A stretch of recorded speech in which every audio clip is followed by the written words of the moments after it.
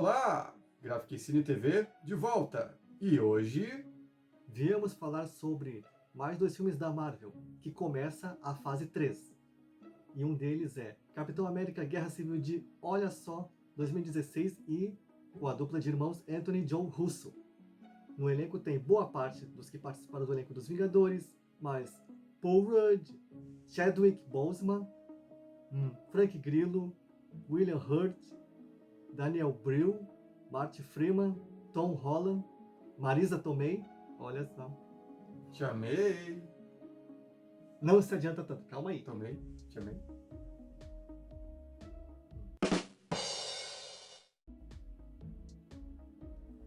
Bom, E Scarlett Johansson. por isso que eu falei, do elenco dos Vingadores. Scarlett. Menos!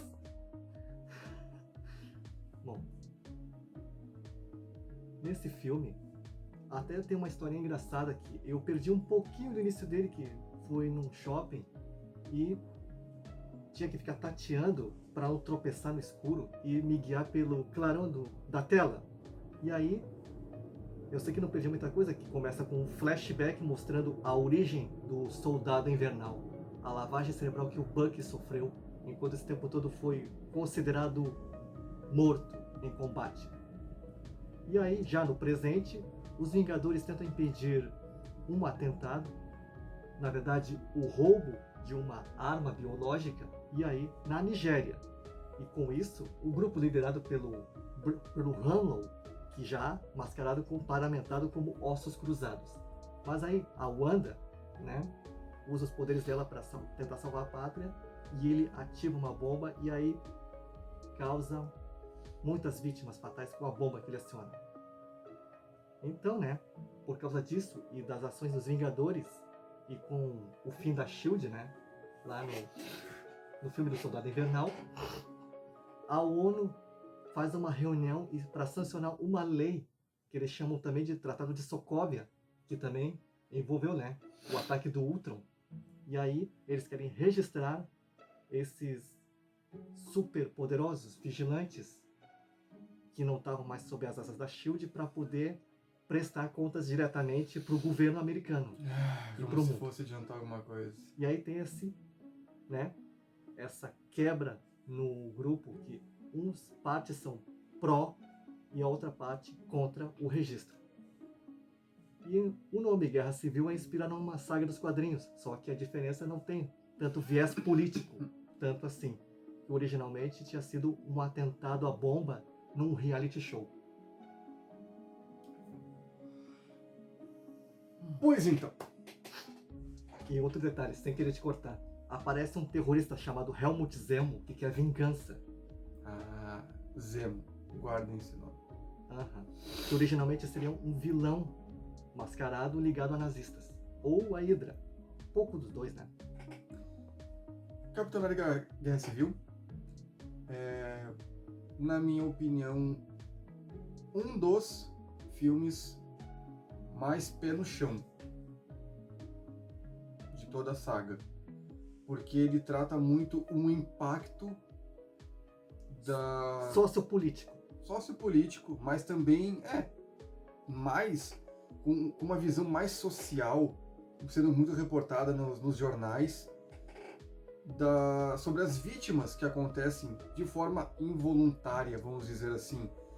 Porque, embora os heróis estejam concentrados em combater os vilões não estão nem aí quando eles querem simplesmente escapar ou alcançar o seu objetivo. Então, acontecem vítimas que muitas vezes fogem da alçada dos heróis de salvar.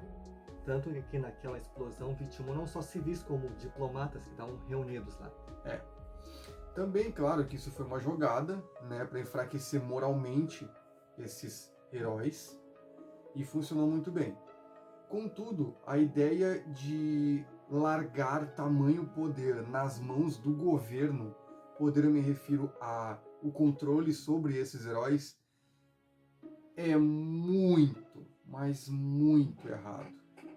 Talvez você possa ter uma ideia diferente, mas entenda que se realmente o governo quisesse evitar esses ataques, a inteligência teria se esforçado mais. Criado contramedidas. Exatamente. O que não é o caso. Por quê? Porque existem células dentro do próprio governo que se beneficiam desse caos. Então, nada melhor do que você ter o controle daqueles que podem salvar para salvar quando você quiser. Até tem um lance do passado que envolve também o Soldado Invernal. E também eu tenho um destaque para o embate entre os Vingadores lá divididos no aeroporto, que até chama o Homem-Formiga. Muita gente vibrou quando falaram que ia ter o Homem-Aranha, uma versão jovem, apadrinhada pelo Tony Stark, né? E também, sem falar no Pantera Negra. Ah, sim. Uma grande adição. Boas cenas de perseguição, boas cenas de luta. Efeitos especiais. Tirando o fato que tem certas lutas como no início, as lutas no início que tem aquela maldita câmera balançando, parece que é para mascarar o dublê. Isso é chato, como quando a Viúva luta lá no início, que a câmera fica balançando e a gente não vê direito. Mas a gente quer ver o corpo da Scarlett, deixa a bonita lutar, bem capaz que ela não consegue. Tá certo que ela é uma coisinha pitoquinha mais fofa do mundo, dá vontade de dobrar, botar na mochila e nunca mais entregar. Não tô fazendo apologia de sequestro, mas assim, dá vontade de, sabe, é tão fofa, é tão pequenininha que não tem como não gostar. Mas assim, por menos tremedeira na câmera, hashtag por menos tremedeira na câmera, a gente quer ver. Muitos outros filmes de outros segmentos já provaram que não precisa balançar tanto a câmera para mascarar nada. Você consegue excelentes cenas de ação. Com boa coreografia. Exatamente, e com excelentes tomadas criativas. Mas, em suma, que a gente não vai contar o filme. Claro, né? Embora eu não gostei tanto assim do Zemo terrorista genérico, mas tudo bem. Que também tem destaque, como falou, Tia May cinquentona, que eu até estranhei. Não é vovó. Cinquentona, mas ó... Marisa Tomei. Um brinco dele ser. Aí, tá legal. Vamos relevar. Releva. Destaque também, sem querer entregar muito, pro Stan Lee entregador, que ficou muito engraçado. Stan Lee rouba a cena, mas a Tia May... mas deixa pra lá. A gente pode passar pro outro, né? Ou quer acrescentar mais alguma coisa? Não, só queria dizer que, embora dê um pouquinho de sono num certo momento com o Zemo, a conclusão é bem interessante e vale a pena ficar até cena pós-créditos. Vale, mesmo dizendo que o Soldado Invernal foi muito melhor, muito superior, naquele quesito suspense e espionagem. Então, seguimos adiante com um dos meus filmes favoritos do universo cinematográfico. Sim, Doutor Estranho, que saiu no mesmo ano, dirigido por Scott Derrickson, que teve experiência anterior como um dos filmes posteriores do Hellraiser. No elenco tem Benedict Cumberbatch, acertei, Rachel McAdams, Chiwetel Ejiofor, Benedict Wong, Tilda Swinton, Benjamin Bratt, Mads Mikkelsen, Scott Adkins, entre os principais.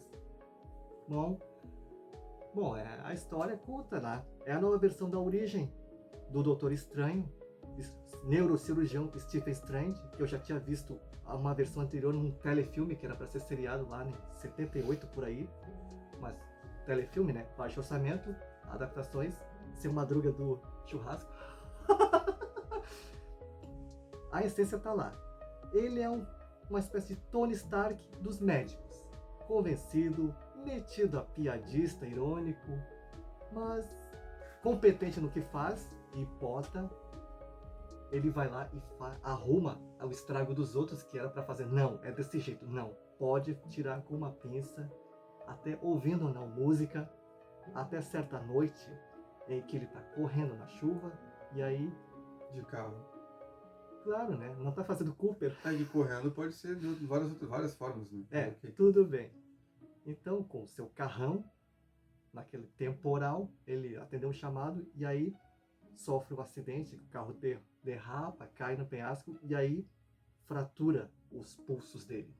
Aí ele gasta dinheiro com vários tratamentos, acupuntura, vários tipos de cirurgias para tentar voltar a exercer a função, mas ele Não dá muito certo, não. fica desesperado. Até certo dia que ele ouviu falar de um cara que ele se curou por meios mais místicos, lá numa cidade chamada... Como é mesmo o nome? Kamartaj, no Nepal. E isso que no início do filme mostra lá um grupo de feiticeiros liderados pelo tal de Caecilius, que Não tenta é porque os cílios dele caem, tá? Não podia perder a piada. Que tenta roubar os livros proibidos da anciã, que olha só, diferente dos quadrinhos, que eu nunca tinha lido, mas ouvi dizer, e li também, seria o ancião. Mas, por questões, né, para modernizar, chamaram uma caucasiana para fazer a anciã. E diga-se de passagem, Tilda Swinton destruiu como anciã. A expressão de serenidade no rosto dela quando ela enfrenta toda a empáfia do Stephen e todos os gestos que ela faz com a mão, parece que aquilo é tão real que ajuda muito na tua imersão daquele mundo místico que está sendo apresentado. Que até disseram que muita gente que viu referências às histórias psicodélicas lá do co-criador, o Steve Ditko, com aqueles efeitos caleidoscópios, e outros também como das cidades se mesclando e se dobrando, né? Como se a realidade toda caísse e virasse um enorme quebra-cabeça. Lembra também um filme que eu vi, que é A Origem, que é o Inception do Christopher Nolan, que tem aquele negócio das cidades caindo e se mesclando. Mas... Pois é, aí o Stephen vai lá e aprende